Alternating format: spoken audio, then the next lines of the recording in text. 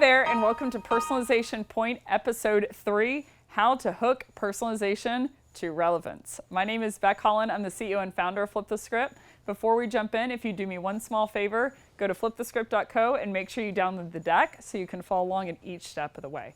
Once you've done that, let's go ahead and jump into the content. So let's start with an agenda. As far as an agenda, I wanted to start with, number one, let's define personalization. What is personalization? Number two, what is relevance? So I always like to start with definitions before we go down the path of how to intertwine them. Number three, we're going to cover the three parts to any hook that you're doing. So what do you need to accomplish in those parts, and what is the net goal? Number four, how do I hook from a prospect's actual words in personalization to something that's relevant? So let's say, for instance, I'm quoting that they wrote an article and I loved this quote that stood out to me, and I'm hooking on those actual words that they said themselves. Number five, we're going to go, how do you hook on concept when you don't have words from your prospect? So let's say, for instance, one of your personalized reasons is in the junk drawer, quote unquote, of something that they've done that doesn't really relate to business, like they went to a school, or maybe they're a big grill aficionado. So how do I hook on concept over words? Because you wouldn't actually have any words in that case scenario to hook. And then number six, I'm going to do a couple of examples. So I'm really excited about this session, full disclosure, and especially the examples that I prepped today. So the examples that I gave today, I picked three prospects of CEOs and CROs that I really, really love their business and their way of doing business and their personality style. And I spent the same amount of time that a typical SDR that I would encourage them to spend on personalizing. So I didn't spend an hour on this. I basically spent the same amount of time that I would suggest that anyone spends on a cold email, which is I have 5 minutes to tease out 3 personalized premises. So I limited myself to 1 minute to tease out the premise, and then a delta of 4 minutes to actually write the hook. So I hope that everyone likes the examples that I did. But let's start off with what is personalization. So I think there's some kind of muddied waters on what personalization means to most people. Personalization, defined by Webster, is designed or produced to meet someone's individual requirements, concerned with personalities or feelings rather than a general abstract matter. But basically, personalization, I want you to zero in on the definition here, that it's individual requirement or an individual characteristic. So we are not defining personalization as what the industry typically defines personalization as. Typically, they would say something that's personalized is, I'm going to personalize based on role within buyer persona of like, I'm going to send out to all the marketers, and they would define that as personalization. Or number two, they would define personalization as firmographic personalization of, I'm going to send out to all the companies that are over 100 employees that are within, B2B SaaS, fintech, for instance. Or number three, they'll say personalization is based on technographic setup. So I'm going to send out to all the people that are using Zoom as a web conferencing system during COVID.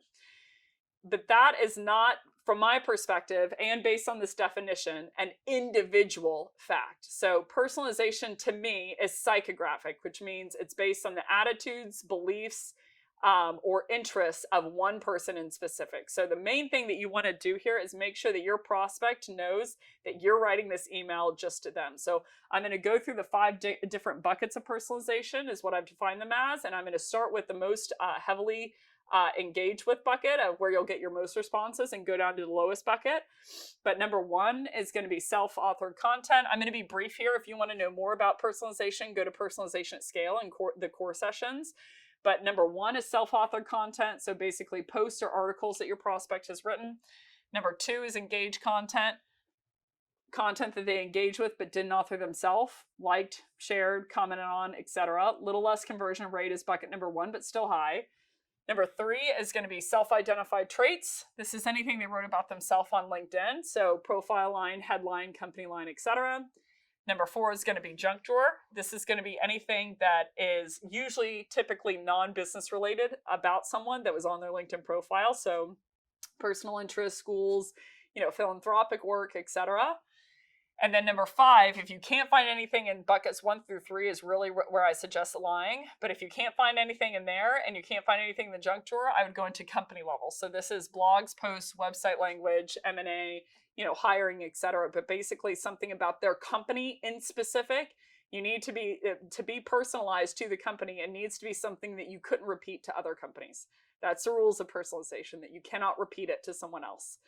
Meaning, they did something in specific. So company level, even when it comes down to that, you would say like something that they wrote on their website, or, an M&A detail. They just got acquired, or they just acquired someone else, or some kind of post that they did on their LinkedIn company page. But that is the least amount of response rates that you're going to get in terms of the data that I've seen.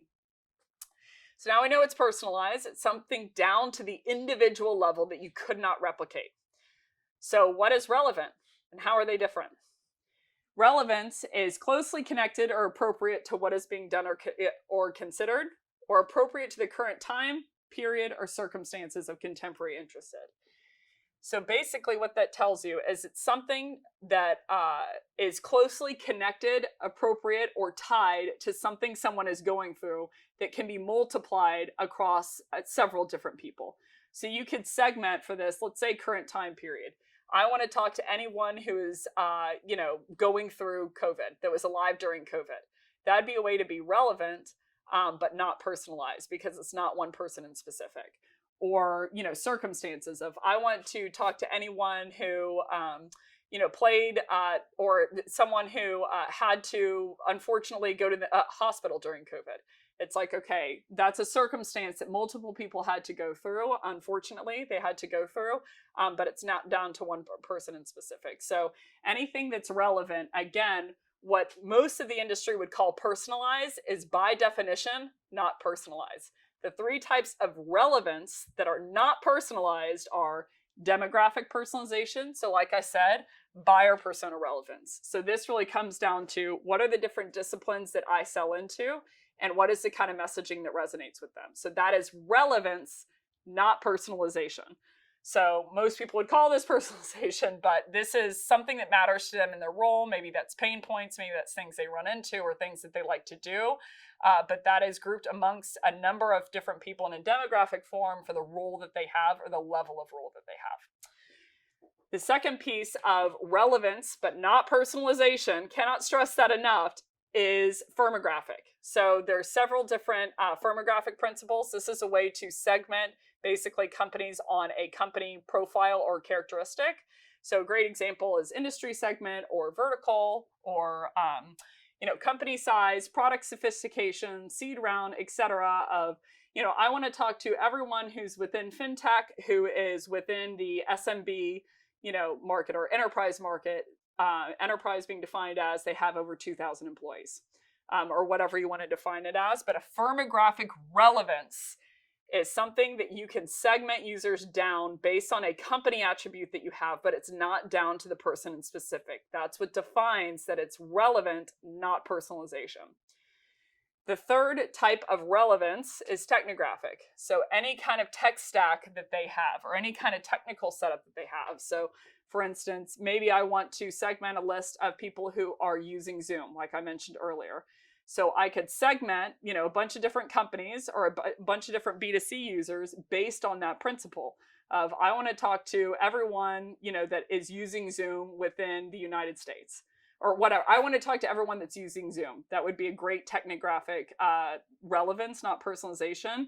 And you can tie a myriad of these together. And most marketers do, because they're one-to-many, not one-to-one, hypothetically, that sales and sales development is.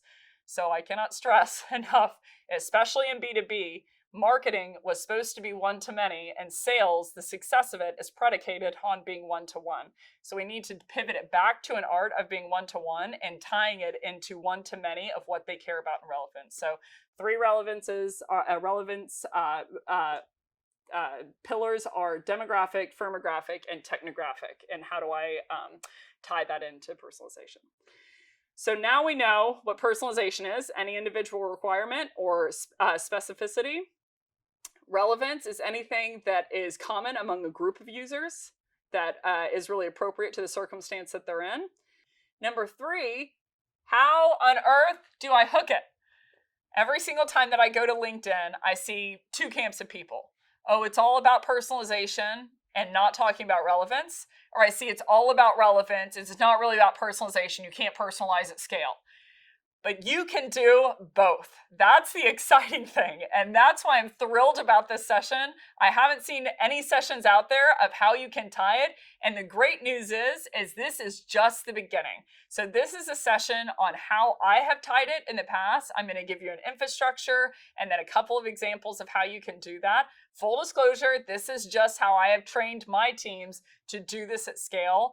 But it is so, so important that you are not only personalized, but you are relevant, but you are hooking them both together. If you're personalized without being relevant, then people will like you because you know about them, but they won't buy from you because they don't think you can help them. If you're relevant without being personalized, then yeah, you might get some deals, but you're not really different than anyone. You're not really different than any other sales rep out there. So most people labor on what their value prop is in terms of buyer persona, but most people won't even read it based on studies of how we read emails unless you are hooking them and breaking through the noise and pattern interrupting in that first line. So a great way to do that is personalization. In the second line of the email or at the beginning of the cold call script, you can see it in the cold email section or cold call section within the core sessions is where you hook it. So all of the art of both of these pieces of personalization and relevance is predicated on how well you hook it. The good, bad, and great reps are made in how you hook it. So I'm so excited to dive in. So the three parts of any hook that I have designed with reps are the following.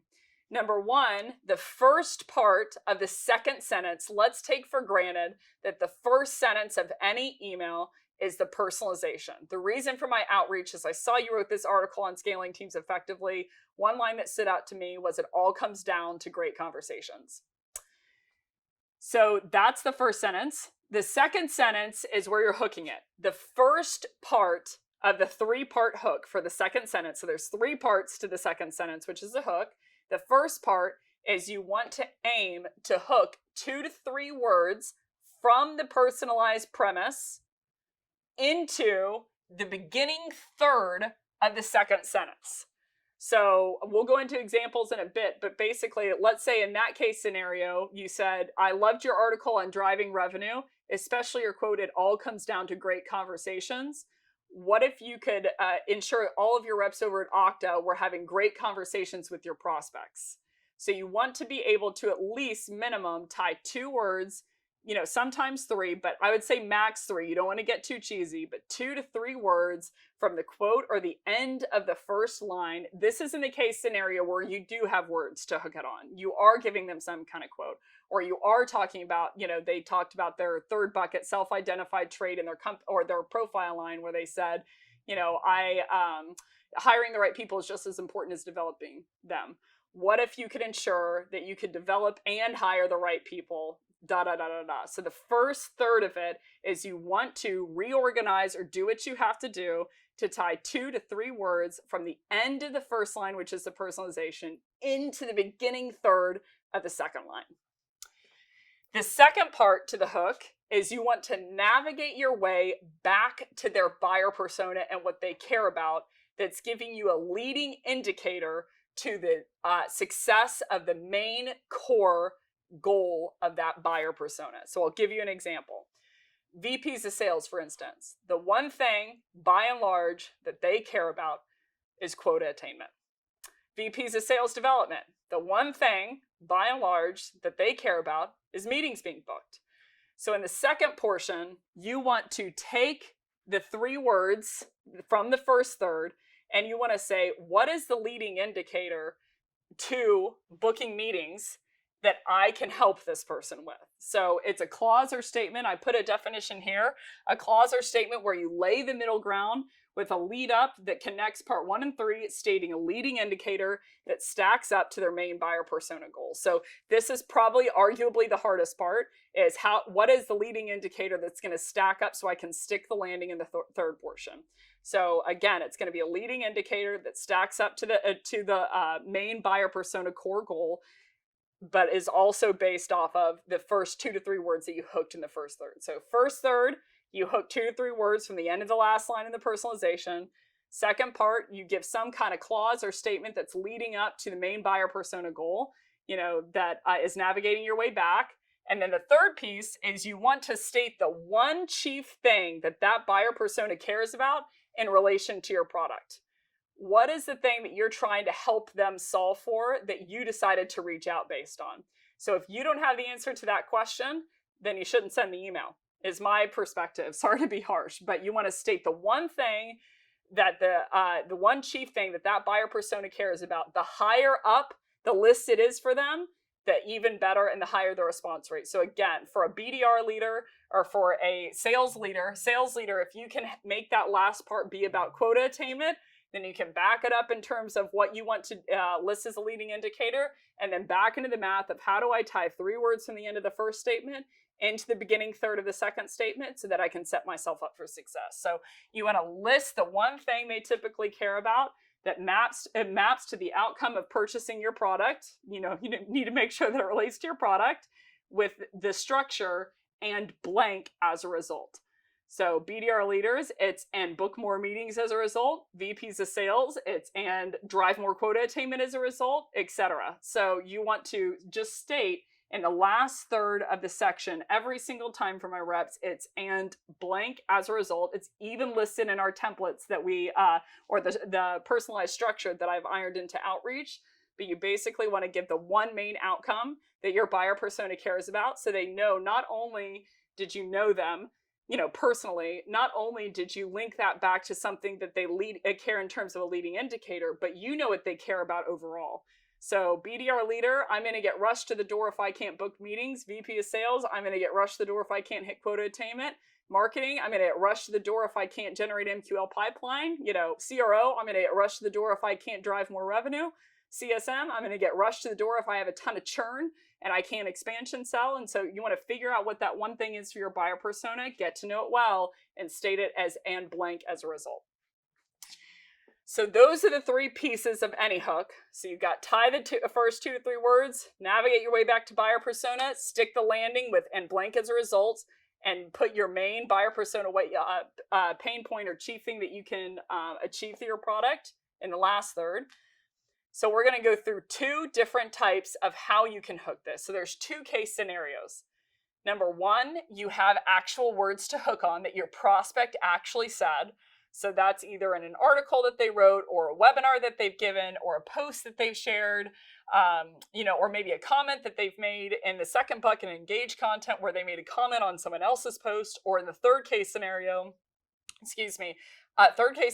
when they have a company line, profile line, headline where they wrote something about themselves. So in those 3 case scenarios, you have actual words from your prospect that you want to hook onto and sink your teeth into. So let's go into that one first, and then we'll go into the scenario where you don't have words. So there are 3 ways to hook on your prospect's words of how you can start the line. Again, this is just how I'm doing it. So if anyone out there is doing it differently and it fits within these criteria, if it can be scaled, I would love your outreach and I absolutely welcome it. I am not here to be a solo revolutionary or insurrectionary. I want this to be a team building sport. So the 3 ways that I have done in the past is number 1, starting the statement with what if you could. So you're really getting your prospect to think about a hypothetical world where they could achieve a goal that you're about to state. Number 2, you can start the second statement with imagine you could. Very similar to the first statement, but for instance, in the personalized sequences I'm doing 2 personalized emails. So I start 1 with what if you could, and the second email, which is the third in the sequence, I'm starting with imagine if you could. And then the third way you can start this statement is I have an idea on how you could. So again, not an exhaustive list necessarily. I'm waiting for your emails and I'm excited for them. But what if you could? Imagine if you could. And I have an idea on how you could are the 3 ways to hook on your prospect's word. So we'll go into examples in a bit. But if you don't have your prospect's actual words, you don't want to put words in your prospect's mouth. Very, very dangerous to do that. So if I go up to someone cold and I say, you care about this, the first thing within their ego state that they're going to want to do is invalidate you or correct you. So you want to make sure that you stay ahead of that by saying, correct me if I'm wrong, or some kind of softening statement that helps them know that you think this thing, but you're not 100% positive. So if you don't have actual words to hook on your prospect, in this case scenario, you can just state it outright because they said it. But in the second case scenario, let's say, for instance, you're trying to sell some kind of sales tech software, and your prospect was a D1 basketball player. And so you know that they played basketball at, I don't know, D1 basketball clubs, let's say Stanford. They played basketball at Stanford. And you want to hook that into some kind of conceptual hook of sales tech and making your players better in film review. But you don't have the actual words from the prospects of what leads up to the success of a basketball player. All you have is an idea. In that case scenario, I want you to think, before you look at any of this, unless you've downloaded the deck and then I'm powerless, before you look at any of this, you want to deploy what I call the rock climbing prep. So the rock climbing prep is, I want anyone who's watching this who is a rock climber to think through, what is the one thing, if you're walking into a studio and you're about to climb a wall, what is the one thing that you need to be prepped for you? So the answer is, from what I've seen, is you have hooks. You have little pieces that are standing out on the rock that you can put your hands on or put your feet on to lift yourself up. And so it becomes harder and harder and harder, and more of a testament to someone's climbing ability if they don't have those hooks, because of how necessary those hooks are to the overall success of the rock climber.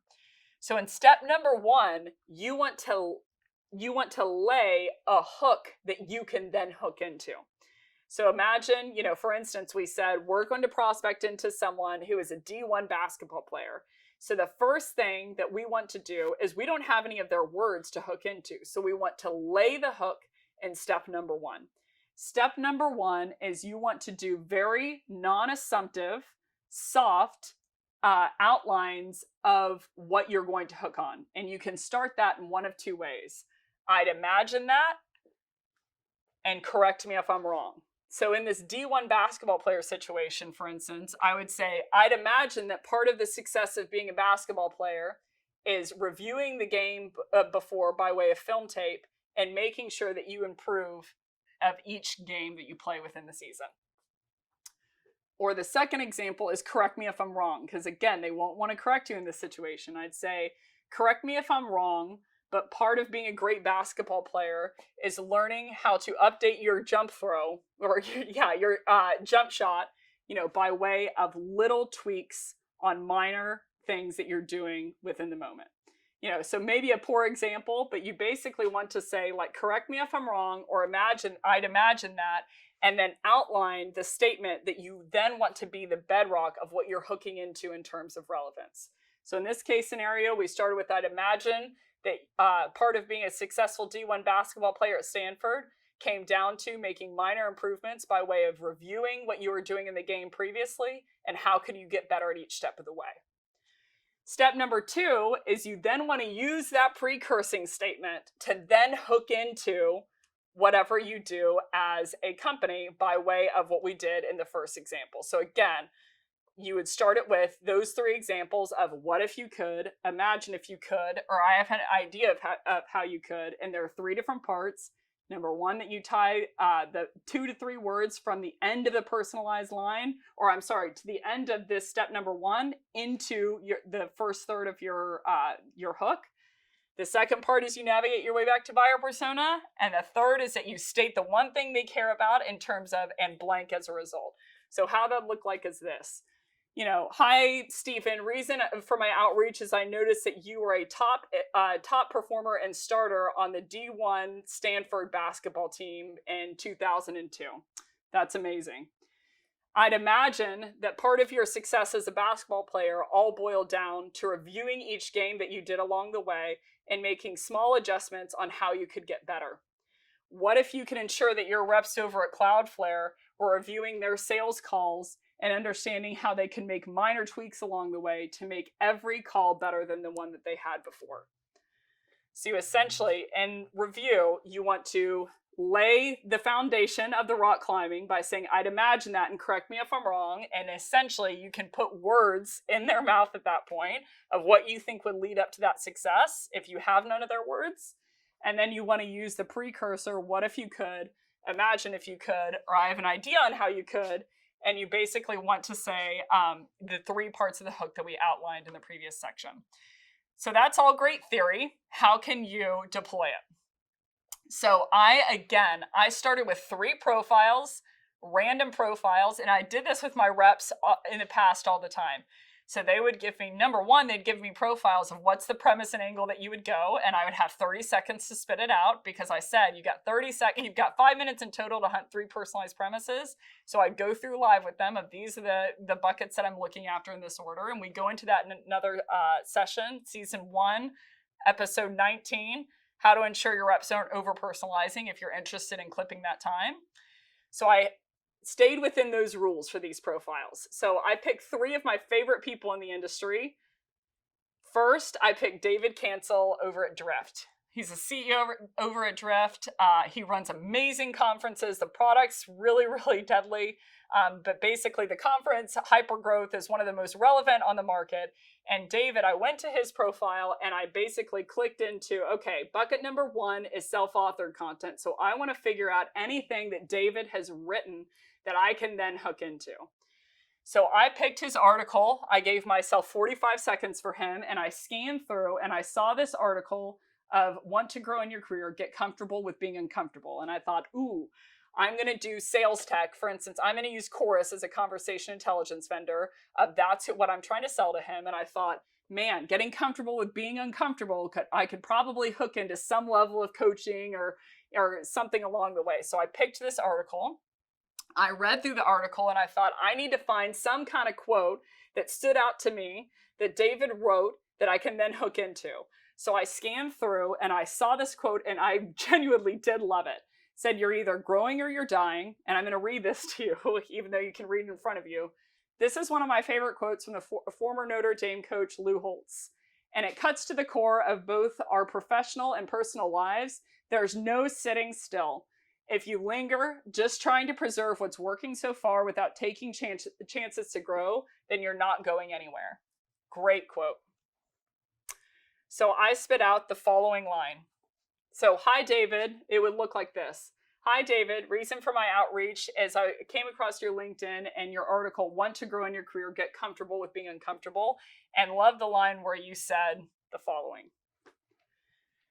What if you can ensure your reps at Drift weren't sitting still in terms of improving on their sales calls, taking the chance to grow to make each discovery call better than the one before, and drive more closed-won deals as a result? So I highlighted in terms of the structure that we're using, what if you could? I tied sitting still because in his quote here, he said there's no sitting still. In terms of improving on their sales calls, taking the chance to grow, I actually double hooked. I said, it said you're either growing or you're dying. And at one point it says, just trying to preserve what's working so far without taking chances to grow. So I said here, what if you can ensure your reps at Drift weren't sitting still in terms of improving on their sales calls, taking the chance to grow, which is in yellow because I hooked it, to make each discovery call better than the one before, and blank as a result. What does David care about as a CEO? He probably cares about revenue. He probably cares about market presence. He probably cares about competitors. He probably cares about gobbling up TAM, etc. There's multiple different pain points here. But I said, and drive more closed-won deals as a result. Because during a pandemic, what David probably wants, if you're watching, I'm sorry if this is not correct, full disclosure, but I wanted to say, and drive more closed-won deals as a result, because I have never met a CEO who didn't want to win more business.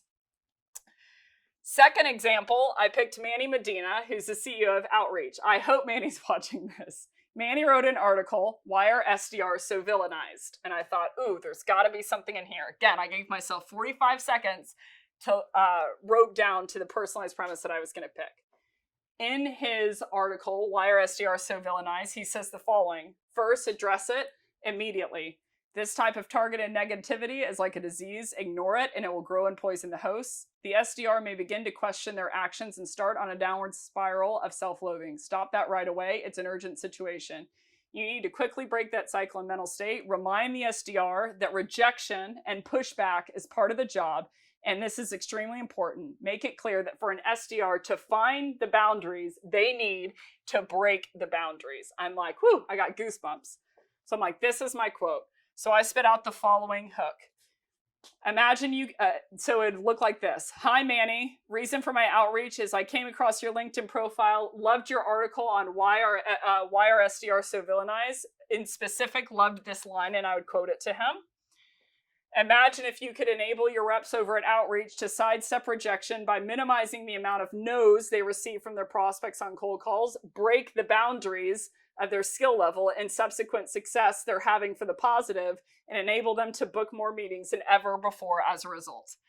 So basically, you can see the hook was imagine if you could. The two words that I tied in are sidestep rejection and break the boundaries. I did two hooks to his content. And then on the final line, after I made my way back to buyer persona of upping their skills, I said enable them to book more meetings as a result. Especially Manny being a CEO of a sales engagement software, I would say that booking meetings is or top of mind for him, not only from a pipeline perspective, because that is what his company specializes in. So this is a great example, or an example of how you could hook that article to what he cares about to get a hold of his time. And the third person that I picked is Ed Kalman. He's the CRO over at Seismic. Great company. You should check them out. Sales enablement platform. So I scanned through his profile and I saw that Ed wrote an article, Why Athletes Make Great Sellers, and It's Not the Reason You'd Think. And I'm like, I can hook this. There's got to be something in here. So one of the quotes here, and I won't read this entire thing. It's very, very long. But there was a lot of different good meat in here about prepping your players for through reviews. Athletes have to learn lessons. You know, if you want to be a top performer in athletics or sales, you have to be obsessed with learning. The most intelligent players and reps are typically at the top. So I said, you know, it would go like this. Hi, Ed. Reason for my outreach is I saw you wrote this article on LinkedIn, and I'm obsessed with it. Why athletes are great sellers, and it's not the reason you'd think. One line that stood out to me was this. You can even screenshot it. That's a great way to do it. I have an idea on how you could guide and prepare your reps over at Seismic by providing a video review of their discovery calls, enable them with opportunities to improve by surfacing where in their pitch they need the most practice, and drive more revenue for your go-to-market team on game day as a result. So I basically hooked in 4 different spots. All of the yellow words are the words in his article. I have an idea is the the first part of the hook that we're supposed to use. And then on the back end, I put drive more revenue for your go-to-market team because he's a CRO on game day because he's likening it to athletes as a result. So this is probably one of the things that he cares about. Definitely top of mind is revenue, given he's a chief revenue officer. But you get the point. I basically intertwined 3 pieces of the article in terms of actual words. A great quick tip on this is if you can't highlight the actual word and do 2 to 3 of them within the first sentence to the second sentence, you haven't hooked it well enough. And you might even want to, something that's worked very well for my reps in the past, is underline it or quote it or bold those actual words so that your prospect is aware of what you're trying to do. So if you're trying to do it in concept, they might not always get it, especially if you're talking about their company line or profile line, because they shot it, they wrote it forever ago. But you want to bring front and center that you're different than every other rep because you researched them and you found a piece of their something that they wrote very, very meaningful, and you think that it's the perfect time to reach out because it ties in just so perfectly so you can help yourself.